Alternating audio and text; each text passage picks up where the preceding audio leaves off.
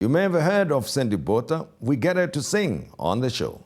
Racial reconciliation is an issue that seems to divide South Africans more than unite us. But one creative performer has decided to change all that. And she has started a campaign called the #WhiteEqualsBlack with the intention of celebrating pockets of integration in our society. Her name is Sandy Bota, who will be releasing a new single soon called Dancing to Your Song. And she's with us in the studio. Sandy, pleasure to meet with you. Thank you for having me. I'm so excited. We appreciate, you will have to tell me about this hashtag business in a moment. But I learned that you are doing something creative, innovative in the Newtown complex. What's going on there with this walkabout performance? Oh, Newtown happened on the 7th of April. Yeah. I was launching, it was my debut really, Yeah. and I sang a number of covers and songs of my own. And there I announced the creation of the campaign as well as the single that is to come out. So were you launching the campaign, or it was just to give the crowds or the people who were around there a flavor of what to expect from you? Yes, yeah, so I was launching Sandy Bota and her music, Yeah. and I announced the campaign, which was to start on the 11th of April. And you already have got some material, original material? That you've written. Absolutely. I mean, you should see the Facebook page. There's such beautiful stories being written there. There's videos, Yeah. posters. It's really, really beautiful, and it's centered around the love story from my single.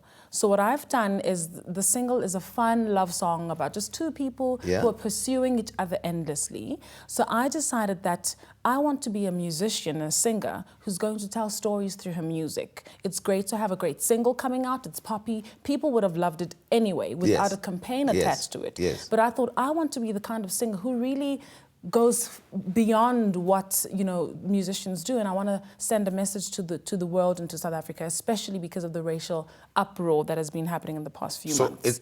So are there connotations of racial issues in the single or implied in the music? No. So what you will see when you see the cover of the single, you will see me with a white model on there, which communicates an interracial relationship. Obviously, it's posed for the campaign, but the campaign is purely black and white. And on the campaign, the page, the content you see there is all about love between black and white, especially relationships. Yes. So that then becomes the link to the song. Love, but in interracial Yes. forms, yes. Now the #WhiteEqualsBlack. Yes. When you run a campaign, obviously people must participate in it, engage with that campaign. Yes. Why does it matter to you? I mean, what is the point of the campaign? I'm not accusing you, by the way. I'm just curious.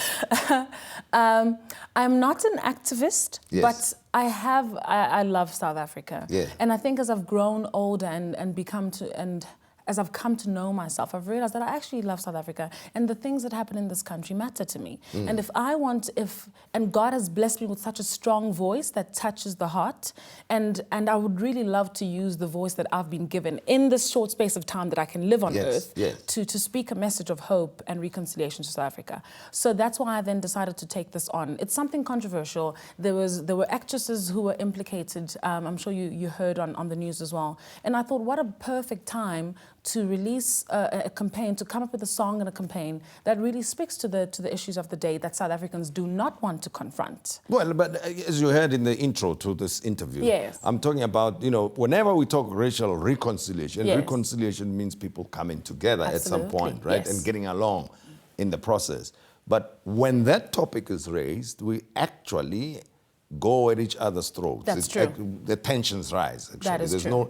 It's something else that happens. It's conflict, Yes. not reconciliation. People use that as a platform to vent. Yes. You're absolutely right. Yeah. And the campaign had to change as well. When I was creating it and strategizing, I had content that would initially be provoking. So, for example, one of the posts would say, "I am racist, fix me, help me."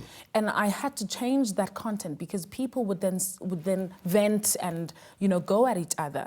And I had to frame it around love and center it around love, which then allows for people to make room in their hearts and actually reflect on what I want to know from you is why Yes. does it matter to you that? why does reconciliation matter? Yeah, and then the campaign itself, what do you want us to do with it?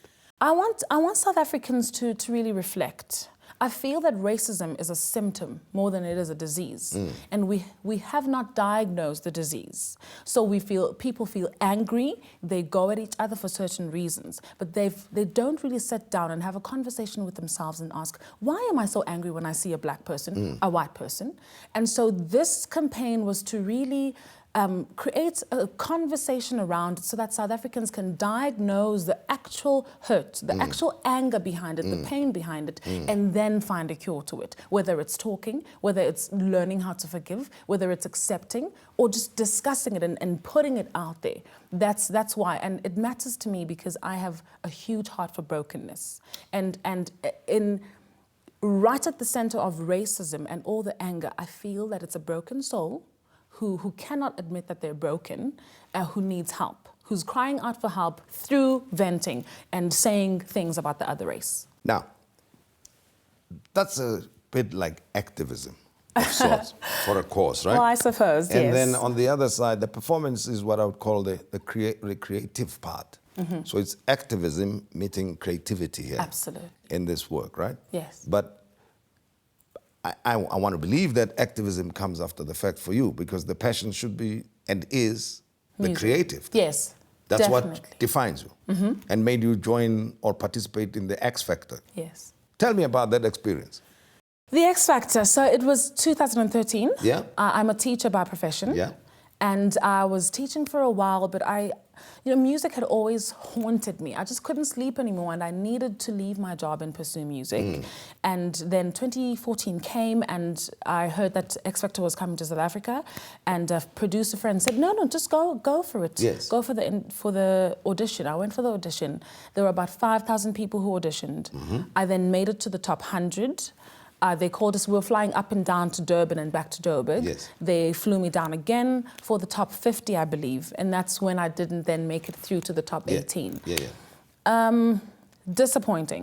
Disappointing because I'd left my job. I was really hoping that 2014 had something for me, that this is my break. I've been working hard, I've been writing songs, I've been living this, dreaming this in my head. I've been seeing the thousands of people who are coming to my shows in my head, let it be. And it didn't happen. Very disappointing, but it then caused me to work harder, to say, what can I fix? What can I polish? And I suppose that now is the time. Doors are opening now. Media is excited about Sandy. People want to hear this music. People are replying and saying, wow, you're moving us. Yes. And there's this talk about genre, this genre that. Yeah. For you, does it matter? No, it doesn't. Yeah. Beautiful question you're asking, because people came to me and said, I loved your music tonight, but I'm not sure which genre it falls into. And I'm not particularly concerned about that, because I'm a pioneer at heart. And the music that I make is really different from anything you've heard in South Africa.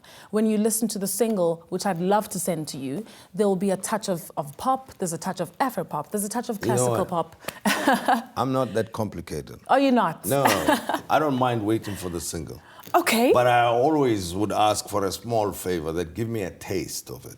Okay. Right here. Oh. You are not auditioning for anything? No. So even if you sing off key, I'll forgive you. Will you forgive me? No problem. Okay. Will you do me that small favor? Yes, of course, I'd love to. Give me that flavor. All right, I'll sing the chorus. That's it. I am yours, you are mine.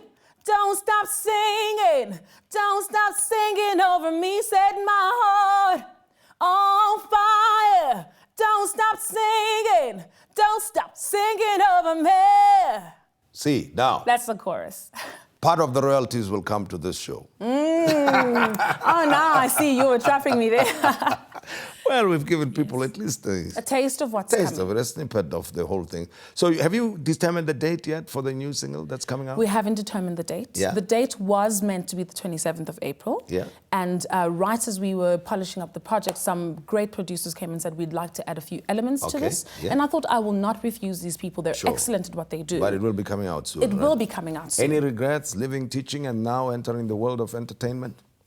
Do you sometimes think, I think I missed the point somewhere? I missed the point. Well, you never know. No, I'd feel that I was very fortunate in university. I was at a phase where I was beginning to define who I am. Yeah. And because I knew that I wanted to sing and be in entertainment and act and do presenting from a very young age, that sort of helped shape whatever auditions I went to. So leaving teaching, it was confirmation that I had to do this. I know inside of my heart that I'm born for this. It's like finding yourself in a way, getting back to your center where you belong. Exactly. Right? Well, yeah, absolutely. Sandy, everything of the best, and we appreciate that you made time to be with us. Thank you for having me. I loved it. It's what? Hashtag white equals black. There you go. And then you can do whatever. What do you want us to do? Send messages, engage, or... Yes, I'd like people to follow the campaign White Equals to Black on Facebook. Okay. And they will all obviously then hear about the single on Facebook as well. Yeah. And they'll be able to get it on iTunes, etc. when it does come out. And good luck to you. Everything of the best. Thank you, sir. We enjoyed having you here on the program. I loved being here. Thank you. Well, that's how we come to the end of the show tonight. And we hope you enjoyed our talk with Sandy. We're looking forward to her new single. And remember that platform or the campaign is called hashtag White Equals Black. You can check it out and you'll find more information there. Well, thanks again for having been with us on the program until this time. We invite you to be with us again next time, and good night to you. This is a love song. It's called Dancing to Your Song. I just thought we've got to, I mean, there's somewhere where this picture's coming from. We've got to do something about this.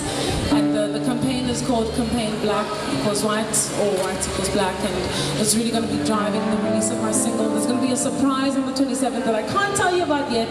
But look out for Campaign Black is equal to white with the max equal sign. And really follow it. We're trying to do something new in South Africa through music and through arts. If I'm going to be a singer, if I'm going to stand on the stage, I want to stand for something. Yes. Make a difference. So dancing to your song.